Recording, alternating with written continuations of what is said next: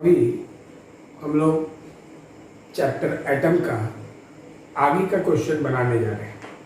पीछे हम लोगों ने 12.3 तक बनाया था, अब हम 12.4 बना रहे हैं। 12.4 में क्या है? A difference of 2.3 electron volt separates two energy level in an atom. What is the frequency of radiation emitted when the atom makes a transition from the upper level to lower level? जैसे मान लिया जाए कि अगर ये nucleus है और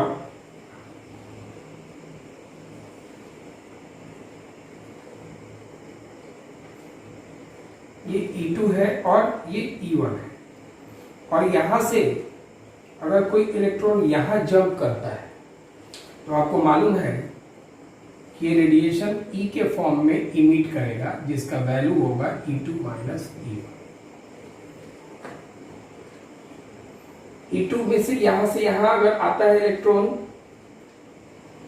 तो आएगा, तो वो एनर्जी जो है रेडिएशन के रूप में, विकिरण के रूप में बाहर निकलेगा, और वो एनर्जी जो होगा वो E का वैल्यू E2 माइनस E1 होगा। अब ये डिफरेंस का वैल्यू ये बताता है कि ये जो डिफरेंस है वो 2.3 इलेक्ट्रॉन वोल्ट का है।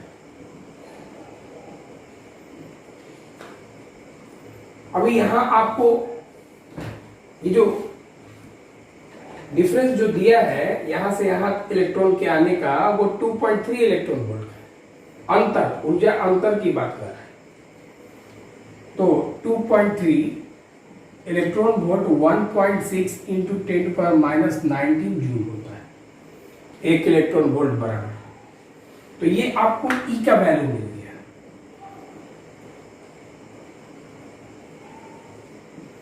लेकिन आपको निकालना क्या है? व्हाट इज द फ्रीक्वेंसी, मतलब आपको फ्रीक्वेंसी निकालना है, मतलब आवृत्ति निकालनी है। उत्सर्जित विकिरण की आवृत्ति क्या होगी, माने न्यू निकालना है। आपको मालूम है कि E बराबर फॉर्मूला होता है h न्यू निकालना है। तो न्यू को यही छोड़ के E के नीचे ला दीजिए, तो E बाई एच, न्यू का वैल्यू हो जाएगा E बाई एच। तो न्यू बराबर E का वैल्यू यहां पे है 2.3 इंटू 1.6, E का वैल्यू इंटू 10⁻⁹ डिवाइड बाई ये H का जो वैल्यू है वो आप जानते हैं 6.63 into 10⁻34 joule second. Planck's constant होता है, प्लांक्स स्थिरांक जिसको कहते हैं। अभी इसको हम लोग यहां से डिवाइड करेंगे तो न्यू बराबर आएगा 5.5 इंटू 10⁻14 सेकेंड इनवर्स, इसका आंसर आएगा। ध्यान दीजिएगा। अब हम लोग अगला क्वेश्चन देखते हैं। अभी हम लोग क्वेश्चन नंबर 12.5 देखते हैं। 12.5 में दिया है कि ground state energy of hydrogen atom is -13.6 electron volt. मतलब हाइड्रोजन का ग्राउंड स्टेट में जो एनर्जी है वो -13.6 इलेक्ट्रॉन वोल्ट है, माने ये टोटल एनर्जी दिया है। What are the kinetic energy and potential energy of electron in this state. इस स्टेट में, इस अवस्था में इसका काइनेटिक एनर्जी और पोटेंशियल एनर्जी, मतलब स्थितिज ऊर्जा और गतिज ऊर्जा, इस अवस्था में क्या होगी, इसके बारे में बताना है। थोड़ा सा ध्यान देंगे अच्छी तरह से। तो इसके सॉल्यूशन में आपको सबसे पहले एक चीज याद रखना है कि ये हाइड्रोजन का बात है, जिसके न्यूक्लियस में एक प्रोटॉन है और बाहर एक इलेक्ट्रॉन मूव करता है, और इसके बीच के डिस्टेंस को यदि हम r मानते हैं तो आपको याद होगा कि हमने kinetic energy, potential energy, total energy तीनों आपने निकाला था। इसके टोटल एनर्जी की बात करें तो वो -13.6 इलेक्ट्रॉन वोल्ट वो दिया है क्वेश्चन में। अब देखिए आप इसको अगर आप सॉल्व करते हैं तो सॉल्यूशन से पहले एक चीज ध्यान रखिएगा, टोटल एनर्जी का वैल्यू आप प्रूफ किए हैं -E² डिवाइड बाई 8πε0 r। जब आप एटम चैप्टर परमाणु पढ़ रहे थे तो उसमें आपने ये प्रूफ किया था। अगर आप चाहें तो माइनस को आप इधर भेज दें, तो माइनस को इधर भेज देते हैं आप, तो -E = डिवाइड बाई 8πε0 r, मतलब E² डिवाइड बाई 8πε0 r को आप -E लिख सकते हैं। मतलब ग्राउंड स्टेट का ये एनर्जी है -E। आप इसके जगह पे ये लिख सकते हैं, टोटल एनर्जी की बात करें। अब एक चीज और, आप उसी में काइनेटिक एनर्जी का वैल्यू आपने प्रूफ किया था E² डिवाइड बाई 8πε0 r, ये आपने प्रूफ किया था। तो अब देखो, आप इसको अगर आप इक्वेशन 1 मान लेते हैं तो kinetic energy is equal to होगा E² by 8πε0 r, E² by 8πε0 r। इसके जगह पे आप चाहें तो -E लिख देंगे फ्रॉम 1। एक चीज और, टोटल एनर्जी की बात कहते हैं, जो टोटल एनर्जी पहले से दिया है, कुल ऊर्जा,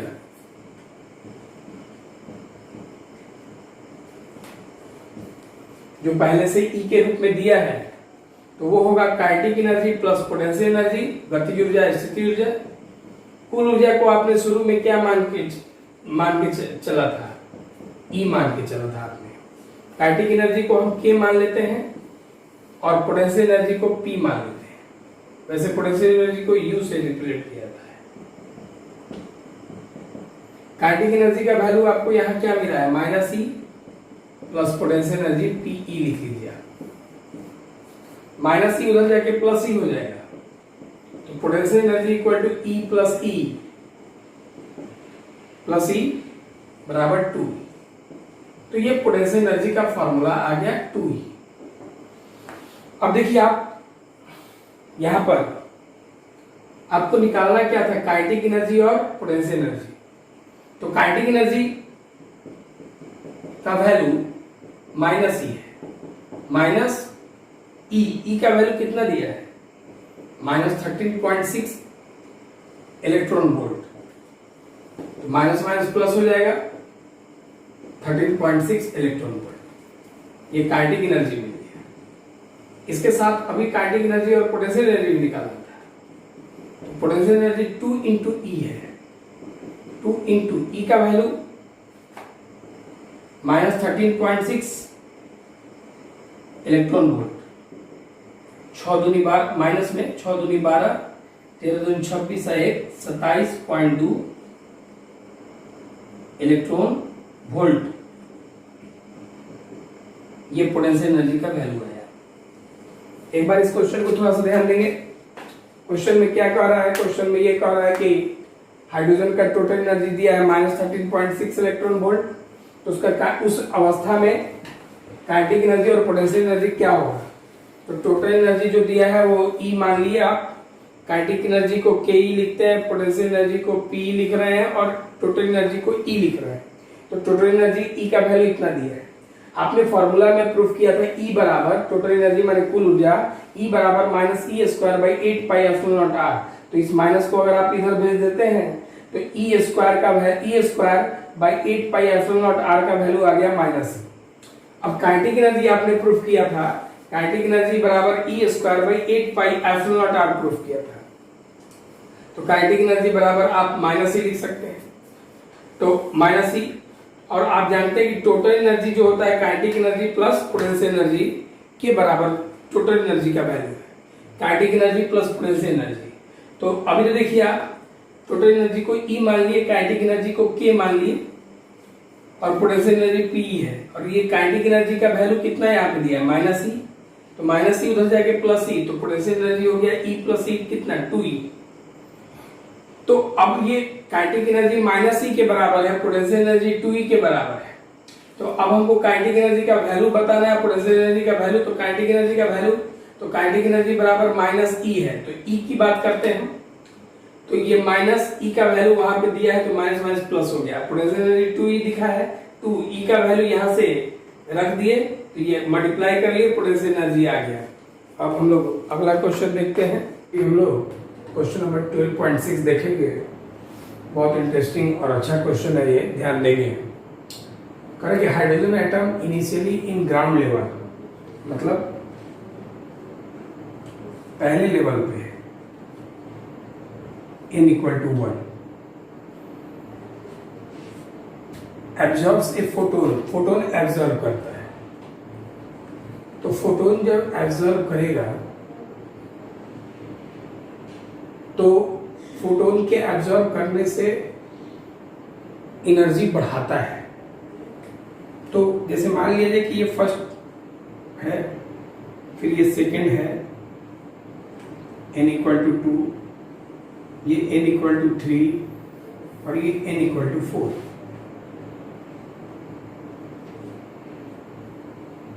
तो जैसे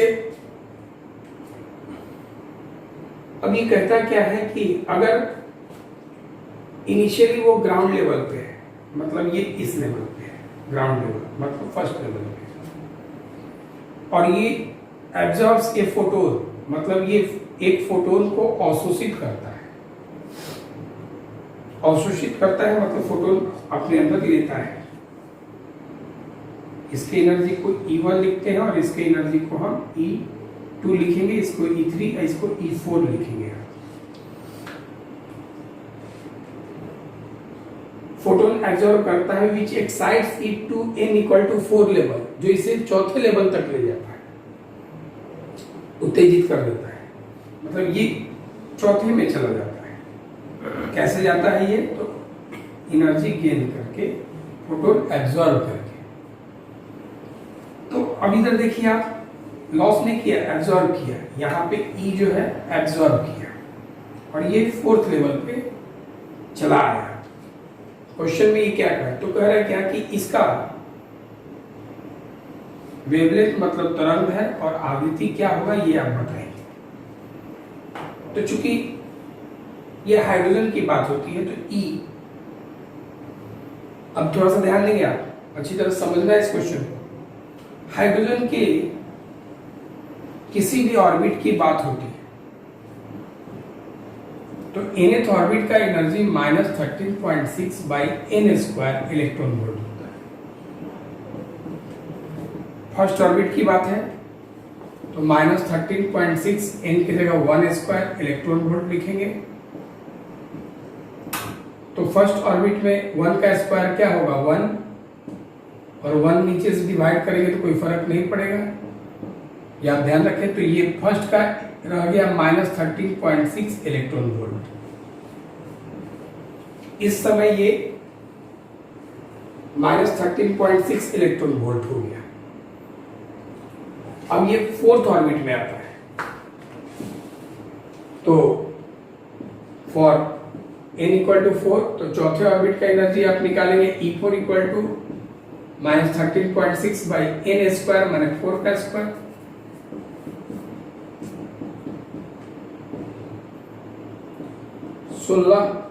इलेक्ट्रॉन वोल्ट। इसको अगर आप डिवाइड करते हैं तो -0.85 इलेक्ट्रॉन वोल्ट आएगा। तो अगर आप E1 में E जोड़ते हैं तो वो E4 पे पहुंचता है, मतलब E4 is equal to E1 plus E। तो E का वैल्यू क्या होगा? E4 minus E1।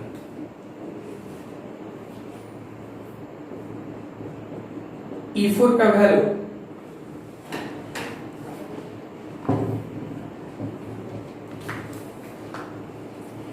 उल्टाते हैं हम लोग,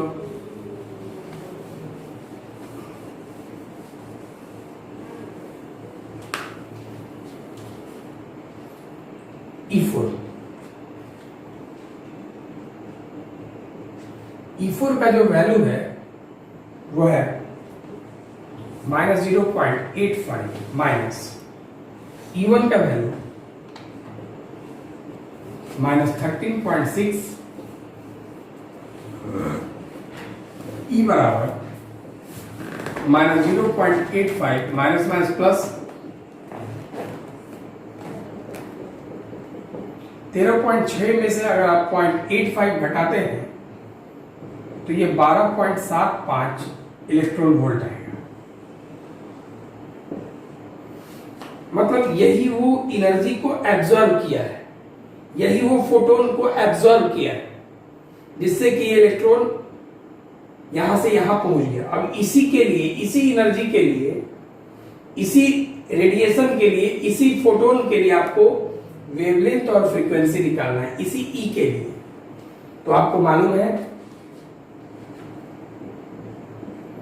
ई का वैल्यू होता है एच न्यू। ई का वैल्यू तो यहां 12.75 इलेक्ट्रॉन वोल्ट है, लेकिन इलेक्ट्रॉन वोल्ट को जूल में बदलना होगा 1.6 इंटू 10⁻19 जूल से मल्टीप्लीकेशन से। तो ई का जो वैल्यू है वो 12.75 गुना 1.6 गुना 10 का power minus 19 H Planck's constant 6.63 into 10 power minus 34 new निकालना है। इंटू इधर लाके डिवाइड कीजिए,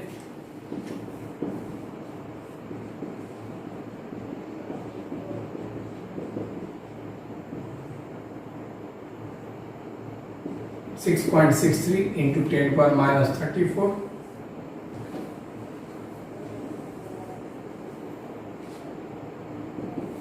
न्यू डिवाइड कर लेते हैं तो ये लगभग 3.077 इंटू 10 पर 15 हर्ट्ज आएगा फ्रीक्वेंसी का। एक बार थोड़ा सा इसको समझ लें कि अगर कहता क्या है कि शुरू में हाइड्रोजन ग्राउंड स्टेट पे है और ये ग्राउंड स्टेट ये फोटोन को एब्जॉर्ब करता है। फोटोन मतलब एनर्जी को एब्जॉर्ब किया, और एनर्जी एब्जॉर्ब रेडिएशन के फॉर्म में होता है। इमिट भी होगा तो रेडिएशन के फॉर्म में, एब्जॉर्ब भी होगा तो रेडिएशन के फॉर्म में, मतलब फोटोन के फॉर्म में। तो ये एब्जॉर्ब E1 कितना एब्जॉर्ब किया, तो E एब्जॉर्ब किया ताकि ये फोर्थ लेवल पे आ गया। तो E1 में आप E जोड़े तो कहां चला गया, फोर्थ लेवल पे। तो जो E आपने जो जोड़ा है उसका वेवलेंथ और फ्रीक्वेंसी क्या है पता करना है। खैर, तो E1 ये चूंकि हाइड्रोजन एटम का बात है, हाइड्रोजन एटम के लिए, तो हाइड्रोजन एटम के लिए तो इस एनर्जी और इस एनर्जी का वैल्यू आप निकाल सकते हैं। En बराबर -13.6 by n square electron volt. First orbit के लिए 1 रख दिया तो इतना आया। चूंकि ये फोर्थ में चला गया तो फोर्थ रखे तो आपका n की जगह 4 रखने पे इतना आ गया। तो आप अगर E1 में E जोड़ते हैं तो क्या मिलता है, E4। तो E1 में E जोड़ने पे E है ये, E जोड़ने पे आपको E4 मिला। तो E का वैल्यू आपको निकालना है, क्यों, क्योंकि आपको E का ही वेवलेंथ और फ्रीक्वेंसी चाहिए। तो E निकालना है तो E4 में से E1 घटा देंगे तो E मिला। तो E का वैल्यू E4 माइनस E1, तो E का वैल्यू निकाल रहे हैं E4 माइनस E1। E4 यहाँ पे है, माइनस E1 यहाँ पे है, इसको आपने घटा दिया तो इतना इलेक्ट्रॉन वोल्ट मिला। इलेक्ट्रॉन वोल्ट को जूल में बदल दिया आप, इतना से मल्टीप्लाई करके। तो E तो निकल गया, लेकिन E नहीं चाहिए हमको, वेवलेंथ और फ्रीक्वेंसी चाहिए। तो E बराबर h न्यू होता है। तो E का वैल्यू आपने यहाँ निकाल लिया। H का वैल्यू कांस्टेंट है, जानते हैं 6.63 इंटू 10⁻34, और न्यू निकालना है तो यही छोड़ दीजिए, इंटू इधर लाके डिवाइड कर दीजिए, फ्रीक्वेंसी मिल गया। लेकिन अब आपको फ्रीक्वेंसी से वेवलेंथ निकालना है, लेम्डा। आपको मालूम है C बराबर न्यू लेम्डा होता है। यहां से लेम्डा निकाल लें आप, C बाई न्यू।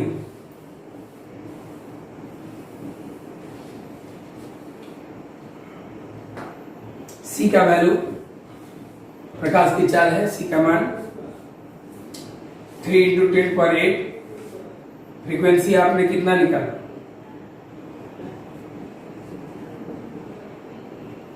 15।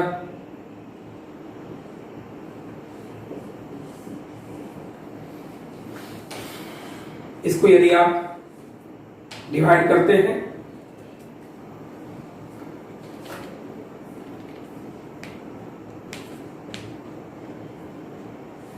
(0.975) डिवाइड करेंगे तो लगभग आएगा 8 में से ऊपर -15 हो जाएगा तो -7 लिखेंगे आप मीटर।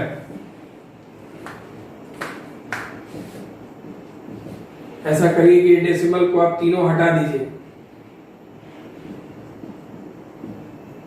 तीनों आप दाहिने ले आइए। दाहिने मतलब -7 में से कितना डेसिमल लेके आए? तीनों हटा दिए तो 3 माइनस कीजिएगा तो -7 है पहले से, अब -3 हो गया तो -10 मीटर। 10 पावर -10 मीटर मतलब एंगस्ट्रॉम। ये वेवलेंथ मिला, इसको थोड़ा सा समझ लें। फ्रीक्वेंसी आपने निकाल ही लिया, अब आपको वेवलेंथ लेमडा चाहिए तो C बराबर न्यू लेमडा, तो यहाँ से लेमडा का वैल्यू C बाई न्यू हो गया। C का वैल्यू प्रकाश की चाल, स्पीड ऑफ लाइट 3 × 10⁸। न्यू आपने यहाँ निकाला है, रख दिए। इससे डिवाइड करने पे लगभग ये आएगा 15, माइनस ऊपर जाएगा तो 8 में से 15 -7 हो गया। और ये डेसिमल को तीनों डिजिट इधर ला दिए तो 7 में से राइट साइड दाहिने साइड आता है तो माइनस होता है, तो -7 -3 लेके आए तो -3, तो -3 होगा तो -10 हो गया। 10 का पावर -10 मीटर मतलब एंगस्ट्रॉम। ध्यान दीजिए, अगला न्यूमेरिकल अगले वीडियो में आएगा।